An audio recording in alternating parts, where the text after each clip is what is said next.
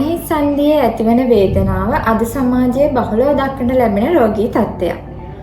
මෙයට ප්‍රධාන හේතුවක් වන්නේ ඔස්ටියෝ ආතරයිටිස් කියන රෝගී තත්ත්වය.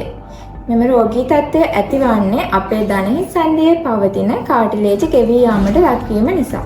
එමගින් දණහිස් සන්ධියේ පවතින සුමටභාවය අඩු වී යනවා. මේ හේතුවෙන් ඔබ දණහිසේ චලන සිදු කරන විට අධික වේදනාවක් වගේම තද ගතියක් දැනෙනවා. මේ උස්සන්න ඕහොත් ඔබගේ දණහිස ඉදිමීමට ලක්වීම වගේම ඔබ ඇවිදින රටා වෙනස් වීමට පවා පුළුවන්. ඔබගේ වයස, අධික තරබාරකම, ඔබගේ රැකියාව, අතීතයේ දණහිසට සිදු වූ අනතුරු, දණහිස ඕවර්යූස් වීම වගේම ඔබ කාන්තාවක් වීමද ඔස්ටියෝආතරයිටිස් ඇතිවීමට බලපාන ප්‍රධාන හේතු ලෙස අපට ගත හැකියි. මෙම රෝගී තත්ත්වය උස්සන්න වූහොත් ඔබට එදිනදා ජීවිතයේ වැඩ කටයුතු කාර්යක්ෂමව සිදු කර ගැනීමට අපහසු වෙනවා. knee replacement surgery එකකට පවා අනාගතයේ ඔබට යාමට සිදු වෙනවා.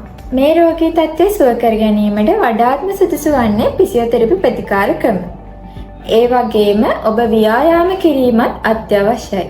මුල් අවදියේම මෙය හඳුනාගෙන නිසි ප්‍රතිකාරකම සිදු කළහොත් මේ රෝගී තත්ත්වය උස්සන්න නොවි පහසුවෙන් සුව කර ගැනීමට ඔබට පුළුවන්. මෙහිදී දණහිස් සන්ධිය වටා පවතින මාංශ පේශීන් ශක්තිමත් කර ගැනීමට අවශ්‍ය වන ස්ට්‍රෙන්තනින් එක්සර්සයිස් වගේම ඔබ අධික තරබාර පුද්ගලයෙක් නම් ඔබගේ ශරීරයේ බර අඩු කර ගැනීමට අවශ්‍ය වන කාඩියෝ එක්සර්සයිසස්ද සිදු කළ යුතු වෙනවා. PRP වැනි ඉන්ජෙක්ෂන් ප්‍රතිකාර ක්‍රමද මෙය සුව කර ගැනීම සඳහා ඔබට ලබාගත හැකියි.